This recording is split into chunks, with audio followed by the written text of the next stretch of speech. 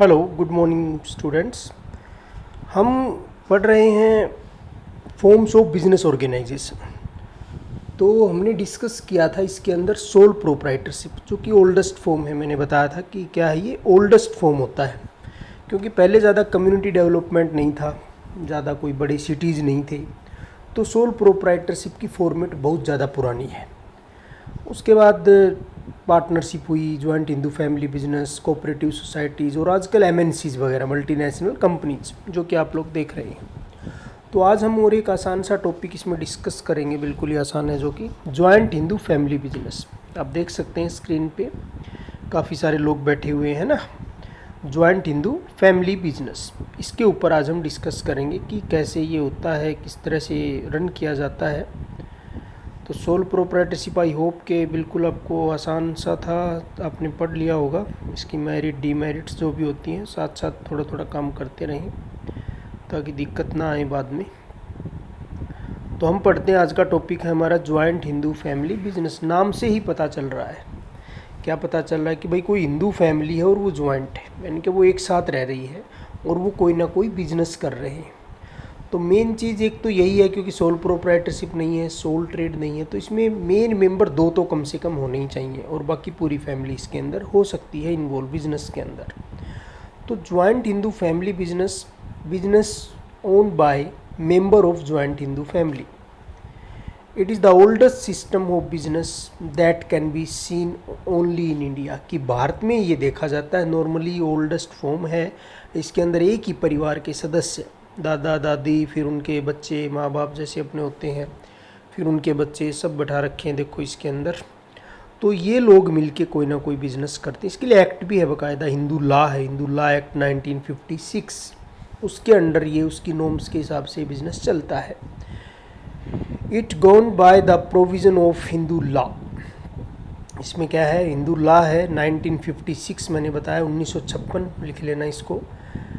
The basis of membership in business is birth in a particular family and 3 successive generations can be member in this business। तो इसमें क्या कह रहा है, membership के लिए क्या है, बाय बर्थ ही मेंबरशिप है। जिस भी बच्चे का जन्म उस परिवार में होता है जो बिजनेस कर रहे हैं इस फॉर्मेट में, तो वो जन्म से ही मेंबर माना जाता है। तो इस प्रकार से इसका फॉर्मेट है, ये कह सकते हैं। The business is controlled by, अब कह रहा है कि कंट्रोल कौन करेगा, तो by the head of the family who is eldest member of is called कर्ता। जो सबसे बड़ा होगा, इसमें बीच में दिख रहे हैं ना दादाजी टाइप, हाँ, यही इसके कर्ता है। कर्ता मतलब मेन करने वाला, इसके हाथ में ही सारी पावर्स होती हैं, यही कंट्रोल करता है, यही इसमें रूल है।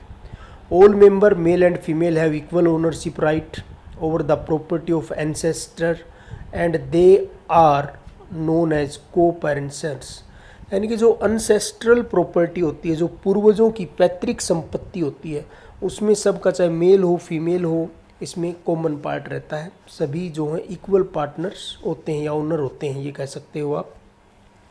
इसके अंदर एक टॉपिक नहीं दे रखा, इसके दो टाइप्स इसको देखने की मिलती हैं इंडिया के अंदर, आप उसको लिख लें आपकी बुक में अंदर, बुक के अंदर तो है, आई होप कि आपके पास बुक भी होंगे।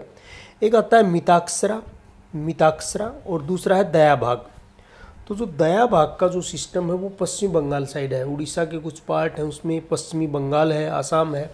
यहाँ पे क्या होता है कि जब तक जो है वो, ये कह सकते हो फादर जब तक जीवित है तब तक उसके बच्चों को एंसेस्ट्रल प्रॉपर्टी में कोई भी हिस्सा नहीं मिलता है। कहने का मतलब अल्टीमेटली ओनरशिप फादर की रहती है। जबकि रेस्ट ऑफ द इंडिया में ऐसा नहीं है। रेस्ट ऑफ द इंडिया में क्या है कि बाय बर्थ ही ओनरशिप आपको मिल जाती है, वो मिताक्षरा में होता है। तो ये इसके दो भाग इस तरह से काम करते हैं। देखो फीचर्स क्या हैं, तो आपको आई होप कि समझ में आ गया होगा कि जॉइंट हिंदू फैमिली बिजनेस क्या है, कि एक ही परिवार के लोग मिलके बिजनेस करते हैं और बाय बर्थ ही उसमें ओनरशिप होती है, या मेंबर होते हैं वो, चाहे फीमेल हो मेल हो, वो डजेंट मैटर। और इसके अंदर दो पार्ट्स में इसको पूरे ओवरऑल इंडिया में देखे जाते हैं इसके, मिताक्षरा एंड दया भाग। दया भाग का जो पार्ट है वो पश्चिम बंगाल, आसाम और उड़ीसा साइड में है, 2-3 स्टेट्स में। बाकी सभी स्टेट्स में मिताक्षरा का सिस्टम है। यानी कि ये कह सकते हो कि जो एंसेस्ट्रल प्रॉपर्टी है उसमें इक्वल राइट्स होता है बाय बर्थ, ये कह सकते हैं। तो ज्वाइंट हिंदू फैमिली में दूसरा ये क्या होता है कि मेन हेड कौन है, मुखिया। और मुखिया कौन होगा, जो एल्डेस्ट जो मेंबर होगा ना, सबसे बड़ा जो सदस्य होता है परिवार का, वो कर्ता कहलाते हैं, उसको बोलते हैं कर्ता। तो ये क्वेश्चंस भी कई बार क्वेश्चन पे देखने को मिलते हैं नॉर्मली, हु इज कर्ता। तो कर्ता is the eldest member of the family, joint Hindu family business, और वही सारी चीज़ें करता है। तो और आगे डिस्कस करते हैं। देखो थोड़ा सा फीचर्स ऑफ JHF बिजनेस, बहुत ही आसान ईजी सा चैप्टर है ये, कि ज्वाइंट हिंदू फैमिली बिजनेस की फीचर्स क्या क्या है। तो पहला दे रखा है फॉर्मेशन की, अगर हम बात करें इसकी फॉर्मेशन कैसे होती है, तो मिनिमम 2 मेंबर, मैंने बताया था 2 तो होने ही चाहिए। परिवार के जो मेन 2 मेंबर इसके अंदर होंगे from the family, and their ancestral property is used for business, और उनकी जो पैतृक संपत्ति है, अनसेस्ट्रल क्या होता है, पैतृक संपत्ति, समझते हो ना, आप लोगों के भी दादा परदादाओं की ज़मीन होंगी, घर होंगे, दैट इज अनसेस्ट्रल प्रॉपर्टी, वो यूज़ होती है बिजनेस के लिए। हिंदू सक्सेशन एक्ट है 1956, it is govern by Hindu succession act 1956, इसके अंडर आता है।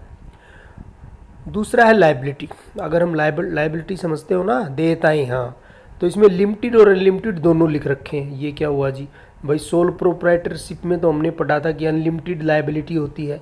अनलिमिटेड लाइबिलिटी मीन्स कि जो भी सोल ट्रेडर होता है, अगर उसको हैवी लॉसेस हो जाते हैं तो उसकी जो पर्सनल असेट्स है, उसकी घर भी बिक सकता है, ये कह सकते हैं। उसकी जो पर्सनल संपत्तियां हैं जिनका बिजनेस से लेना देना नहीं, उनको भी जो क्रेडिटर हैं वो ये कह सकते हैं कि भाई इनको बेच के हमारा पैसा दो। तो वो होती है अनलिमिटेड लायबिलिटी, यानी कि लायबिलिटी का कोई अंत नहीं भाई, कितना भी लॉस हो सकता है।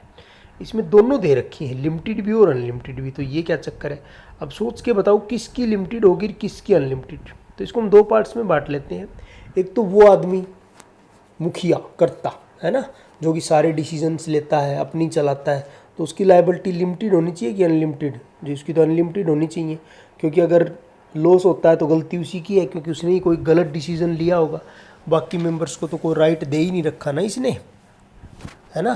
क्योंकि जो हिंदू सक्सेशन एक्ट है वो भी यही कहता है कि जो मेन करता है और एल्डेस्ट मेंबर है वही सारे डिसीजंस लेगा, सारी पावर, सेंटर ऑफ पावर वही होगा, तो उसकी लायबिलिटी तो होती है बेटा अनलिमिटेड। और बाकी जो मेंबर्स हैं, जो बाय बर्थ हैं, परिवार के सदस्य हैं, उनकी लायबिलिटी होती है लिमिटेड। तो चलो आगे बढ़ते हैं। तो limited liability to the members accept करता। फिर है तीसरा कंट्रोल। देखो एक आदमी दिखाई दे रहा है ना इसके अंदर, कंट्रोल कौन करता है, कर्ता। मैनेजमेंट इज वेस्टेड, वेस्टेड का मतलब होता है किसी में निहित, इन द हैंड्स ऑफ कर्ता। तो कर्ता ही इसके अंदर सारा जो कंट्रोल है वो कर्ता के हाथ में है, वही सारे डिसीजंस लेता है, वही सारे ऑपरेशंस करता है। उसके बाद आता है कंटिन्यूटी। अब इसमें देखो सोल प्रोप्राइटरशिप में क्या था, कंटिन्यूटी नहीं थी, है ना, कंटिन्यूटी नहीं थी ना, क्योंकि अगर उसकी डेथ हो जाती है, वो लंबे टाइम तक बीमार हो जाता है, तो बिजनेस को लॉस हो सकता है या बंद भी हो सकता है, वाइंड अप करना पड़ सकता है। लेकिन इसके अंदर कंटिन्यूटी है। डेथ हो जाए बाई चांस कर्ता की, तो उसके बाद उससे अगला जो उसके बाद वाला जो भी है उसके हाथ में पावर आ जाती है सारी, वो कर्ता बन जाता है। तो the death of A member और कर्ता doesn't affect of the business. चाहे किसी मेंबर की डेथ हो जाए, चाहे कर्ता की डेथ हो जाए, बिजनेस पर कोई इफेक्ट इसका नहीं पड़ेगा।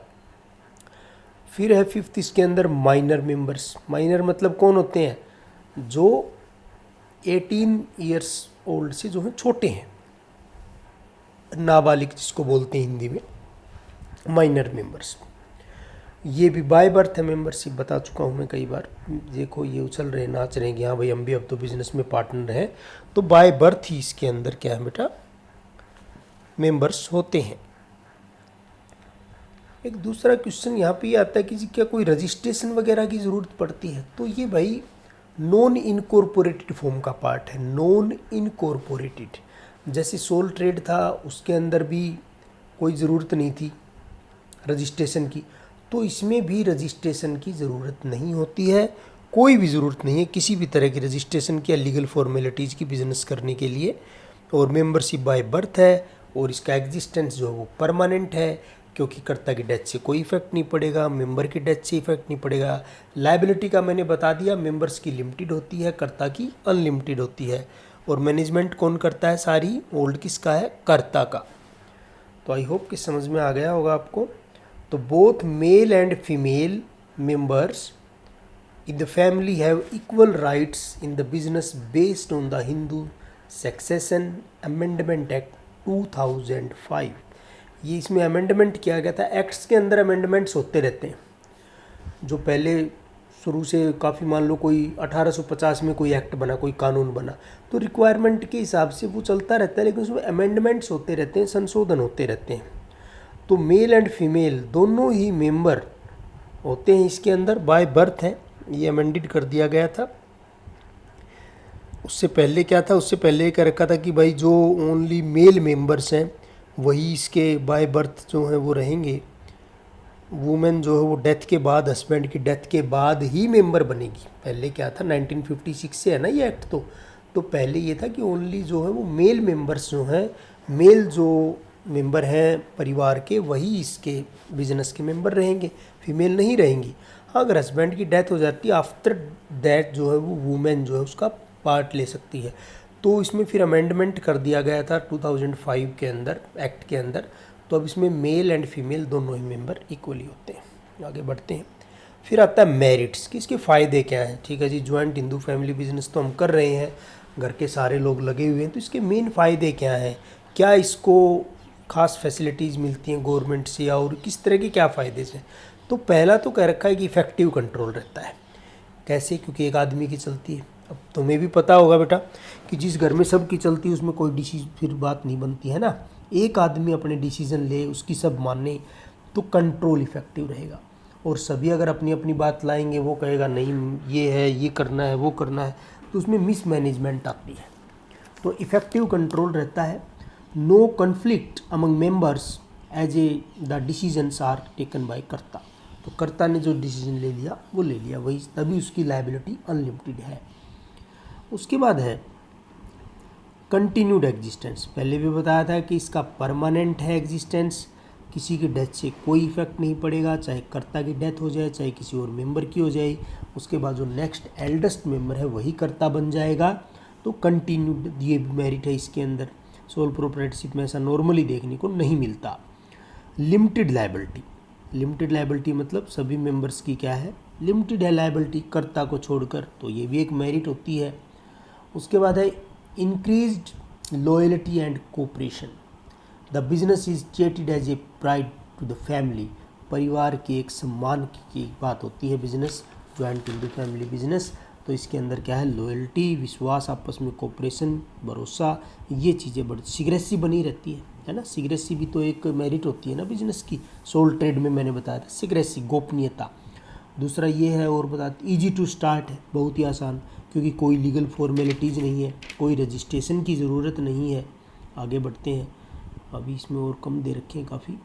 एक आता है कि direct relation to the customers. Customer से डायरेक्ट कॉन्टैक्ट है, जैसे सोल ट्रेड वाली तो सारी इसके अंदर एज इट इज़ है, क्योंकि कस्टमर आते हैं तो डायरेक्ट परिवार के टच में है ना।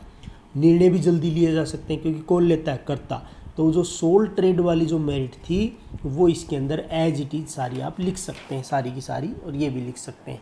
और डायरेक्ट रिलेशन है कस्टमर्स के साथ, तो उसका भी फ़ायदा होता है ना।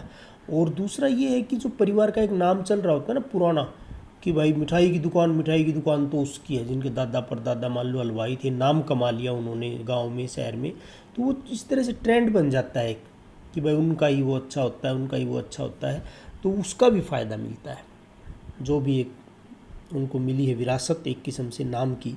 फिर आता है लिमिटेशंस क्या है, लास्ट टॉपिक है इसका, बहुत ही आसान। लिमिटेड रिसोर्स, भाई परिवार एक ही है तो रिसोर्स क्या होंगे, लिमिटेड होंगे फैमिली के। प्रॉपर मान लो अगर बहुत ज़्यादा अमीर फैमिली नहीं है तो लिमिटेड रिसोर्स आएंगे, और कंपटीशन कंपनी से है आज के टाइम पर, पार्टनरशिप फर्म से है, तो वहाँ पर थोड़ा सा इसमें ये कह सकते हो कि लैक कर जाता है बिजनेस लिमिटेड रिसोर्सेज की वजह से। उसके बाद है अनलिमिटेड लायबिलिटी ऑफ कर्ता। कर्ता की जो लायबिलिटी क्या है वो अनलिमिटेड है, तो उसकी पर्सनल प्रॉपर्टी को भी जो है आप क्या कह सकते हैं, बेच सकते हैं क्रेडिटर्स। अगर लॉस बड़ा हो जाता है, एक ही आदमी के ऊपर अनलिमिटेड लायबिलिटी का बर्डन है, ये भी इसकी क्या कह सकते हैं, लिमिटेशंस है। डोमिनेंस ऑफ कर्ता। अब कर्ता के कई बार गलत डिसीजंस का क्या होता है, पूरा बिजनेस ठप हो सकता है, क्योंकि एक ही उसी के पास है राइट्स तो अकॉर्डिंग टू लॉ। तो the leadership of karta may not be acceptable to all members, कई बार इनके द्वारा होता भी नहीं है, तो इस वजह से डिस्प्यूट भी आ जाता है ना। उसके बाद है लिमिटेड मैनेजरियल स्किल्स। अब एक ही आदमी है, आदमी तो वैसे कई हैं बिजनेस के अंदर, लेकिन नॉर्मली डिसीजंस कौन लेता है? कर्ता। जबकि अन्य बिजनेस में क्या होता है, मैनेजर्स रखे जा सकते हैं और सिस्टम होते हैं, सारा डिसीजन ये करता लेता है बड़े होने के नाते, तो कई बार फेवर में नहीं जाते हैं डिसीजंस, लॉस हो जाता है भाई। तो ये इसके अंदर थे। और ये कह सकते हैं कई बार जो है फैमिली के मेंबर्स जो हैं वो कोऑपरेशन नहीं करते, सहयोग नहीं करते, ये कह सकते हो। पावर का सेंट्रलाइजेशन हो जाता है, पावर किसके पास है? सारी कर्ता के पास है, तो उसके सेंट्रलाइजेशन के लॉस भी हमें देखने को मिलते हैं इस तरह के बिजनेस के अंदर। तो आप एक बार इसको अपनी बुक से रीड कर ले, बहुत आसान चैप्टर है, साथ के साथ पढ़ते रहें। Thank you, have a nice day.